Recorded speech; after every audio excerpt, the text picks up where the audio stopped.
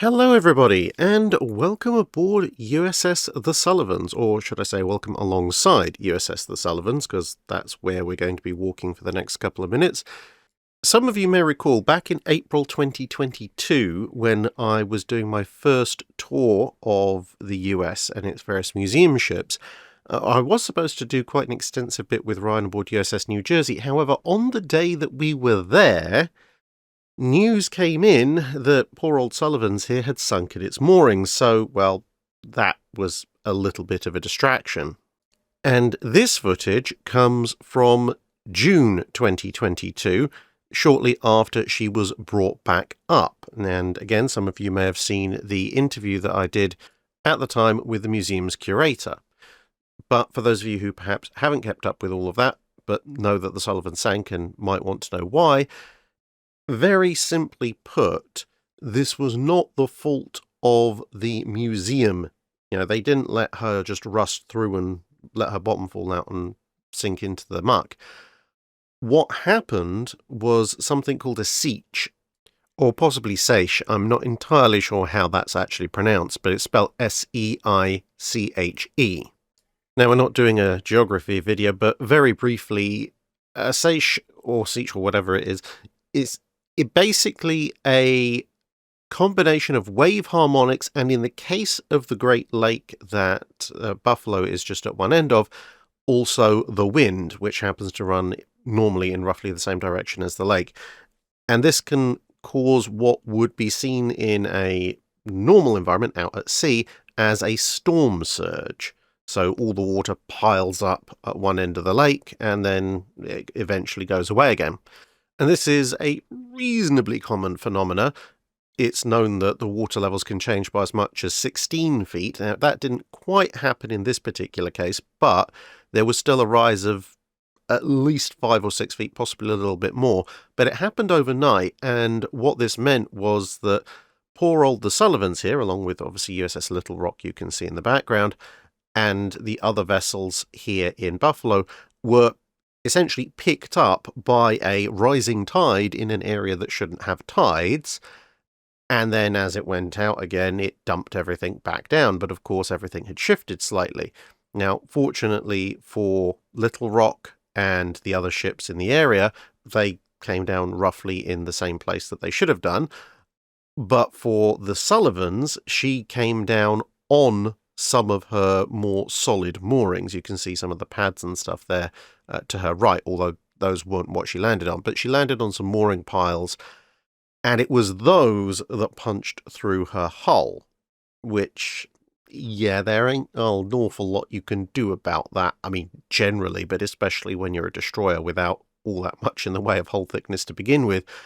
And unsurprisingly, with a hole or two punched in her side, she filled up with water and rolled over slightly, but fortunately, because she is after all moored in relatively shallow water, while she did roll over and sink, it wasn't fully over. It was about 30 degrees, and she wasn't fully submerged either. So once they'd figured out what had happened, it was a case of finding the holes, making sure they were patched, at least temporarily, and then pumping everything out. Now, the Sullivans is due for an extensive dry dock and refit at some point in the near future as of the time of release of this video, but at the time that I took the following video, she was only just out of the water and they'd begun clearing up the engine room and other flooded areas.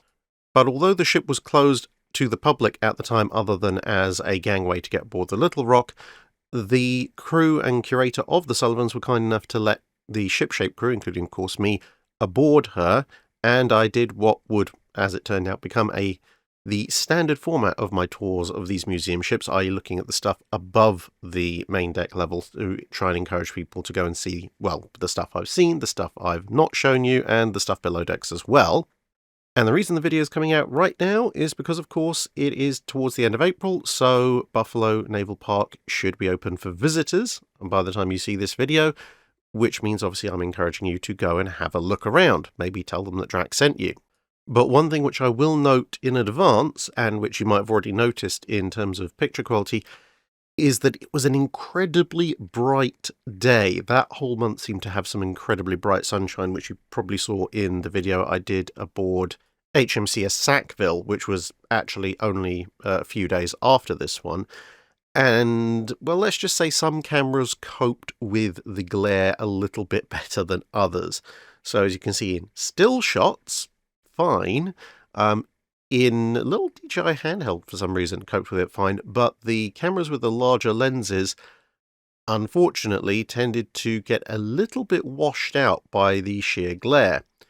Now, I have attempted to correct for contrast and brightness as best I can, but if you're wondering why the video that follows might look a little bit odd, and the walk around as well, basically that's why. I didn't think to stick an ND filter on the lens of my DSLR, and indeed I don't even have one even if I had thought of it, but there you go.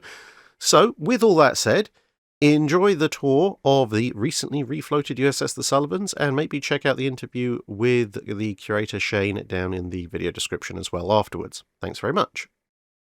Right, welcome aboard USS The Sullivans. This is the first Fletcher class destroyer I've actually managed to get on board. I've seen quite a few, but first one physically aboard, so good place to start.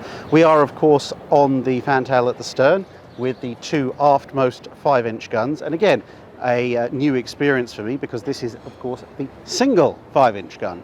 All the battleships that have been preserved have the twin version, so very different mounting. Very different shape, obviously only a single weapon, and of course the Sullivans is not entirely in its World War II configuration. We'll see that a bit more as we go around the ship, but the two aft guns are as near as they can be pretty much what you would have found when you were actually aboard, if you were aboard the ship in 1943, 1944, 1945, which is of course the years that she was in service. So you might be able to see behind me, you've got the second gun of the aft two there, the super firing one, and then above, that's one of the later editions. That's one of the twin 3-inch anti-aircraft gun, which is a product of the 1950s.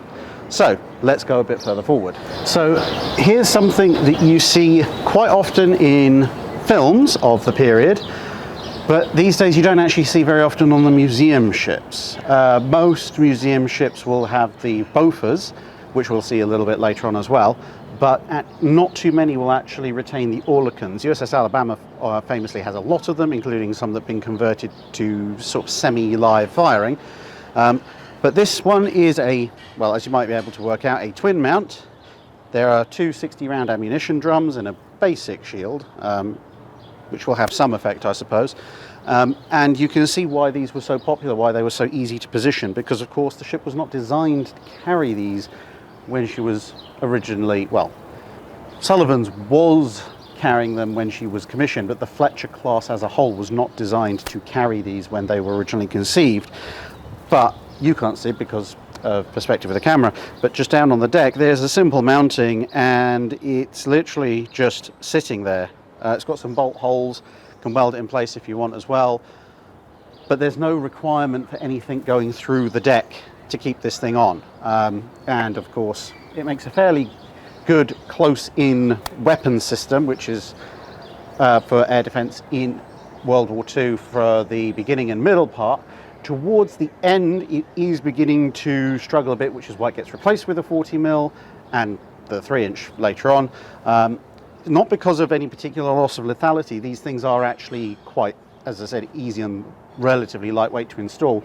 The main problem that comes with them is that you need reasonable numbers of people to actually man and maintain them, and when you have so many, that number of men increases exponentially, whereas if you compare the weight and crewing requirements of, let's say, a quad 40mm, which you might use to replace 2 or 3 of these mountings, then although that quad 40 might even weigh more than 2 or 3 of these mountings, once you take into account the men that you're saving, there is actually a weight saving involved, plus obviously the 40mm outranges the 20, and that's the major problem. It's not that the 20mm can't kill aircraft, it's that it's now getting to a point where it can't kill aircraft within the aircraft's weapon release range.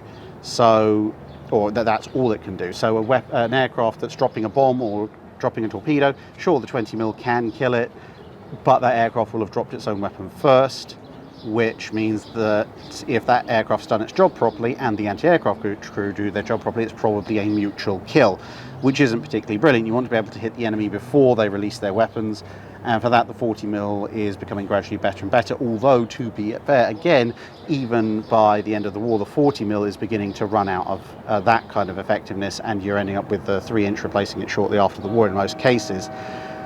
The reason that, I don't know if you can hear that, someone's decided to sound off a horn. The reason the 20mm remains aboard ships is partly, well, it's available, and secondly, also once you're into the Pacific campaign, and there's a lot of kamikazes, obviously they have to come into physical contact with the ship, at which point the fact that a 20mm might take a kamikaze down 100 yards off of the ship's bow is absolutely fine, because then it's still down. So basically the existence of kamikazes prolongs the widespread use of the 20mm aboard Allied warships for perhaps 6 months to a year longer than it probably would have otherwise. The other thing you can probably see while we're here, because of course we are on the Sullivans, is there is a line that runs about here, where below it is slightly darker grey. This is basically as far up as the water got when the ship went over onto its starboard side a few months ago. So we're now about, let's say, 40% of the way along the ship. So we've come past the aft superstructure, where there's the twin 3-inch now and the fire control director. We'll have a look at that in a bit, because we're still on the main part of the upper deck. And this is approximately the area where a Fletcher class would have had her 2 quintuple torpedo launchers. Now, unfortunately, because obviously the Sullivans was an active service vessel well after World War II, she doesn't have them anymore. So we're standing in roughly the area where they would have been. The camera would basically be looking over a quintuple torpedo tube if they still existed. But now this is just an open deck area. But what you can probably just see in the top right of your picture is that cluster of 3 tubes with black heads. Those are anti-submarine torpedo launchers, much lighter, smaller weapons than the Mark 15s that the Sullivans would have been carrying in World War II. And those are 1950s refits. Obviously, being smaller and lighter, they can be carried higher, keeping this area clear. And obviously, during those refits, there were additional changes to the superstructure, which is why, if you look at the profile of the Sullivans now, whereas if you look at a profile of the Sullivans back when she was in the Second World War, there are some rather striking visual differences in terms of her silhouette. But, you know, it is what it is. It's a good representation of what the US was doing to its destroyers during the early part of the Cold War, to try and update them from what were effectively gun-based ships only to ships that were designed to deal with an ever-widening threat. Because, of course, remember, whilst the quintuple torpedo tubes that the Sullivans carried in World War II were perfectly fine for use against other surface ships, unless an enemy submarine was dumb enough to come to the surface and remain on the surface, they were useless against submarines. The only thing that the Sullivans had to deal with submarines, if that came down to it, was either depth charges off of the back rails or the Hedgehog launchers, which are further forward, maybe some depth charge launchers on the side, but that's really about it. Nothing that could home, nothing that was longer range than a ballistic arc just off of the ship. And these triple anti-submarine tubes, one set of launchers on each side, give her a much, much greater capability against the underwater threat. She still has 4 of her 5-inch guns, because obviously you've got the Midship's 5-inch gun, that's also gone. And she has an anti-aircraft battery, obviously not quite as the same as what she had back when she was in the Second World War, but with the twin 3-inch, which we'll see a bit later, perhaps you could argue a bit better. And of course the 5-inch are still dual-purpose weapons as well. So I mentioned depth charges and what could be done to kill submarines with them, and this is one of the ways that you could do that. So as you can see, we have some drums here, and then we have a Mark 9 Mod 3 depth charge. Now this is on what's called a Y-gun launcher, so they have Y-gun launchers and K-gun launchers. They're basically the same thing. They're side-mounted launchers to fire off depth charges. The only difference is in the configuration and how many charges they can fire. So the depth charge is placed on here, the launcher pings the depth charge off the side, and this is one of the earliest ways to give a ship a capability of engaging in some way that doesn't involve sailing over the contact and just chucking a depth charge off the back. So for one thing, obviously the depth charge goes further away from the ship, so it can be set to a shorter fuse for shallower depths without endangering the ship itself. It means the ship doesn't have to run over the contact, and this is very important because whilst running over a suspected contact, then dropping a depth charge might be fine in World War I when you're working off of, well, visual sightings, maybe hydrophones. If you're in World War II with ASDIC, if you're in the Royal Navy, sonar, if you're in the US Navy, one of the big problems is if the sonar or ASDIC is up forward, once you run over that contact, you no longer have it on your contact, and then you've got to wait for the ship to pass over, then you drop your depth charge, then you've got to wait for the depth charge to sink and the fuse to set, and then it goes off, and in that time a clever submarine captain can usually get out the way. Whereas the Y-gun and K-gun launchers don't give them as much opportunity. You can sail broadside past them and get the depth charge off a lot faster, but also, especially in the early period of their deployment, it actually means that submarine captains won't necessarily expect them to be coming, because if you're a submarine captain and you think your opponent just has depth charge rails on the back, then you're going to wait for him to come over you, because then you think, right, that's the only time he can harm me. So if the destroyer that you are hunting or being hunted by charges forward and you hear it pass by you, you're going to think, okay, well, he's gone past me, I don't need to maneuver too much, because if any depth charges he drops off the back won't explode close enough to harm me. Then when these things fires, you hear the splash, and it's really too late to do anything at that point. So that's another part of the ship's anti-submarine measures. So this is more of a general shot. I don't even know if I'm actually going to be in this shot, but this is looking forward from around the area of where the quintuple torpedo launchers would have been.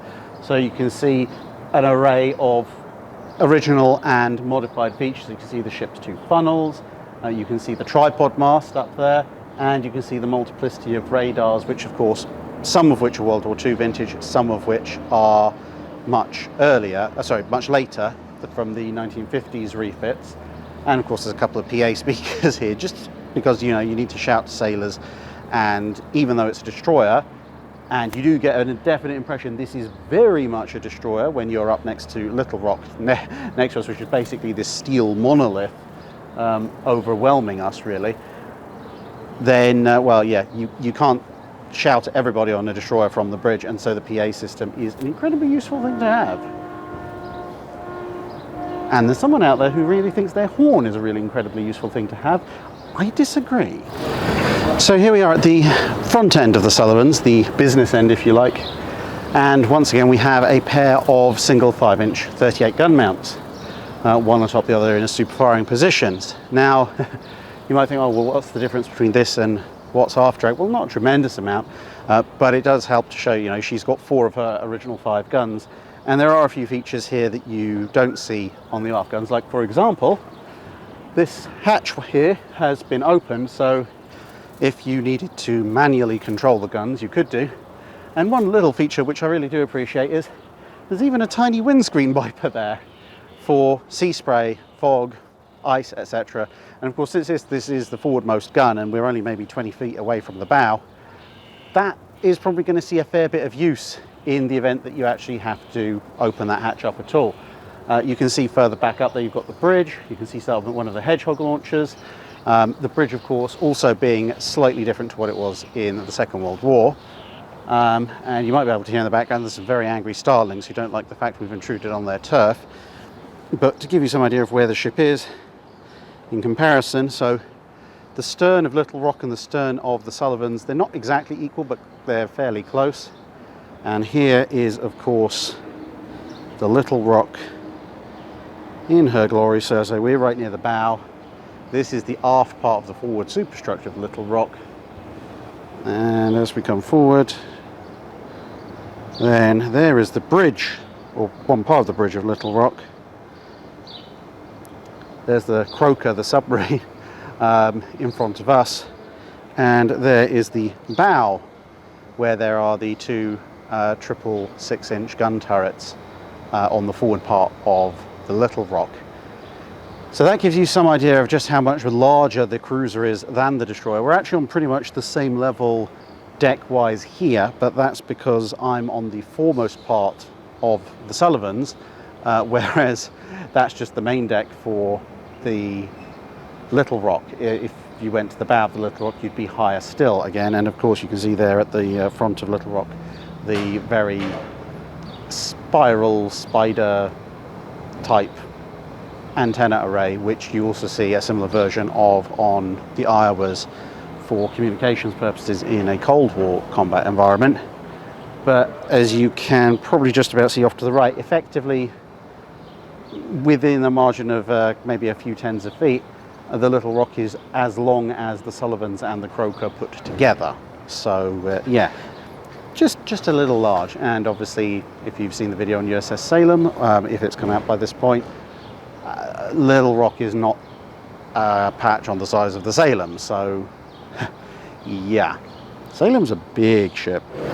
And here, just behind the super firing forward 5-inch, is one of the two Hedgehog launchers on the Sullivans. The other one is just to starboard. This is the port side one, and you're probably wondering, okay, this is what a Hedgehog launcher actually looks like. There's actually surprisingly few photos of these things in action. 7.2-inch charges, and these are launched obviously slightly forward to port, slightly forward starboard, and like we were discussing with the depth charge launchers and the wide gun projector, this gives the destroyer the best chance of destroying a submarine contact without having to give up its sonar contact, because as I say, these can fire ahead. The only downside of these is you can probably tell they are somewhat smaller than a depth charge individually, so they have to be fired in a fairly wide pattern, because you really need to hit ideally 2 or 3 directly to deal with a sub. An indirect explosion of one of these probably isn't going to trouble the U-boat all that much, whereas even an indirect explosion from a depth charge really will trouble a submarine as long as it's close enough. And yeah, in the tradition of the channel, picking up all things possible that could explode, there's a Hedgehog projectile, and you can see there one of the little spigot mortars that actually launches the thing. So let's put that thing back and continue on with our tour. And here we have another element of the ship's defences, although again these particular weapons were installed around the same time the triple torpedo launchers were installed, so not exactly a World War II configuration for the Sullivans, but she would have had some weapons like this on the ship. These are of course the 40mm Bofors guns, this time in a twin mount. Again, of course, not the most common of anti-aircraft mounts that you might find on a museum ship in the US these days. A lot of ships obviously have the quad. This one is a twin. It has a partner over the other side. Unfortunately, this one doesn't rotate, at least at the moment, but you can see you've got some nice big recoil springs here, and there is an ammunition locker behind, but you can't see that because the mount's in the way. And this is what you would rotate if you wanted to spin the mount left and right. The one on the other side is for up and down, and you've got the ammunition hopper tray there, and if the camera angle is allowing, you can actually see there is a shell there, just so you can see just how that would work.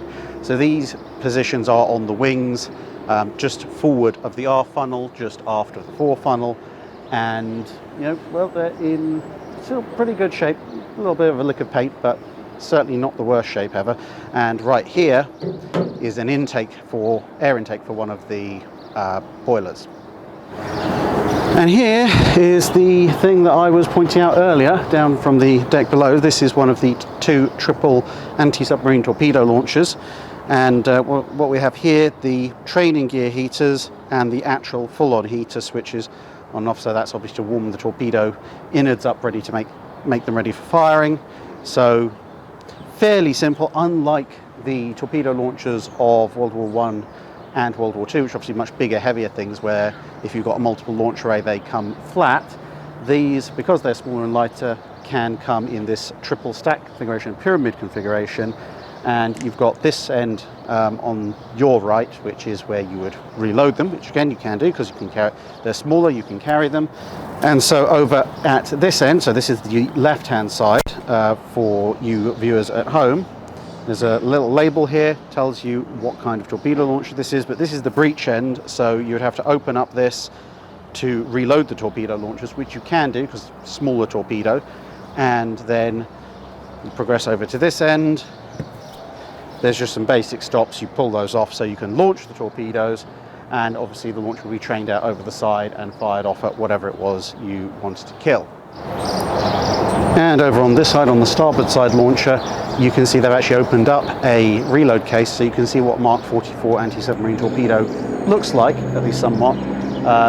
And of course, because this is the Buffalo Naval Park, not just the USS The Sullivans, I don't know what it is about rotary engine trucks, but they seem to be quite common over here. Anyway, so you have a nice US Navy Cold War era jet up there on a rack, and then you have another one there, what appears to be a PT boat, a Huey, some missiles, and a tank. That's all part of it, and of course, as we've shown you earlier, the Little Rock and the sub. So here we are at a relatively high point on the Sullivans. This did require a bit of climbing to get to. So we're actually positioned in, or on, I should say, the aft radar fire control tower, because this platform here, which is above the super firing 5-inch, is where, as you can see in front of me, the twin 3-inch automatic firing anti-aircraft fitting is placed, and the camera can't zoom out far enough while we're down on that platform, so we're up here instead. Now, as you can see, there are clusters of 3-inch shells either side there, on the left and the right. You can see the auto feed mechanism, which currently on both guns has a pair of shells loaded ready to go. You can see the spindles, they allow multiple shells to be loaded in from there. There are some ammunition boxes which you can't see just below the camera view, where you can get spare 3-inch shells, and there's also a feed mechanism which will feed 3-inch shells up from a magazine, feed them out onto the main deck, when they can then be passed up onto the deck that you can see where the gun is mounted, and then fed in as well. Because this is important, this 3-inch twin mount can kick out an awful lot of firepower very quickly, so you're going to chew through all the shells you've got there on the mount, you're going to chew through all the shells you've got in the ready use lockers quite fast, at which point you're going to want some reloads, because if you're chewing through that much 3-inch ammo, that probably means there's a fairly serious threat incoming. So you have to depend on the crew to supply all that to you. You can also see from the way those rails that arc back from each mount are curved, just how high up these mounts can train. They are one of the most lethal dual-purpose mounts in existence in the late 1940s and early 1950s. The only downside to the 3-inch is that its individual shell firepower is not that great, so that's why you don't see ships with vast numbers of 3-inch as their main armament. They are still primarily an anti-aircraft gun, but they've climbed into the region where they can also be anti-surface weapons in a pinch, especially against smaller craft. And then, of course, you can see you've got the rail around the edge to make sure crew don't fall off. But it's a very complicated weapon. Compare that to a 1920s or 1930s 3-inch, which this is a direct derivation of, and the loading mechanisms and so forth are so much simpler. A 1920s or 1930s 3-inch mount, you could probably have got 4 of them in the same space as you've got this twin mount here, with a lot more room to spare. But, you know, times progress, times move on. That's how you get to where this ship was in the 50s and 60s, and then later on where we are today.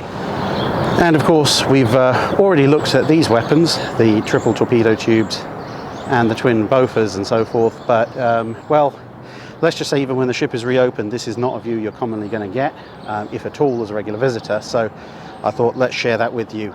It is quite a magnificent view, and you get an idea again of, you know, yes, this may be a destroyer, yes, this may be the smallest, if you like, line equivalent combatant vessel in the US Navy. It's, you know, the smallest type of ship you'd expect to see forward deployed in a major fleet to fight the enemy head to head in a major engagement. It's still not a small vessel. It can feel like that when you're down in some of the rooms below decks. And in comparison to Little Rock, which you can see looming here off to our port side, yes, she is smaller, but she's far from small. You know, she's bigger than in length, and maybe not quite so much in displacement, but certainly in overall length bow to stern as Victory. And HMS Victory, of course, being a first rate. And if you look to your left, you can see a wild Dr. Clark hunting his way down the length of the Little Rock.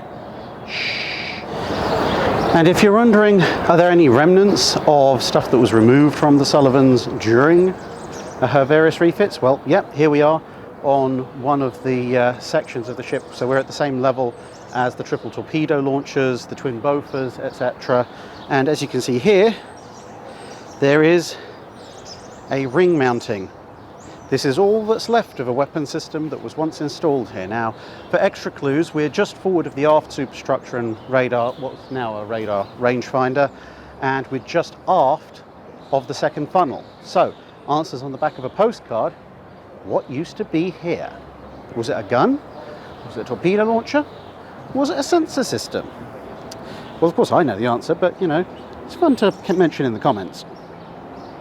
And that wraps up our tour of some of the upper deck features of USS The Sullivans. Once again, thank you very much to Buffalo Naval Park for letting me aboard the Sullivan so soon after her salvage. And if you want to go and see it, well, obviously she's in Buffalo Naval Park along with USS Little Rock and USS Croker in upstate New York on the northwestern end. And if you'd like to see a little bit more of the Sullivans, there's a few additional clips from my visit there available over on the Drakenfeld Patreon, including a 10-minute walk around of the upper decks, all done as one continuous take. That's something new which I'm bringing over to Patreon, basically the little behind-the-scenes clips and so forth that don't make it into the main videos in public. But in any case, thank you very much for watching, and see you again in another video soon. That's it for this video. Thanks for watching. If you have a comment or suggestion for a ship to review, let us know in the comments below. Don't forget to comment on the pinned post for dry dock questions.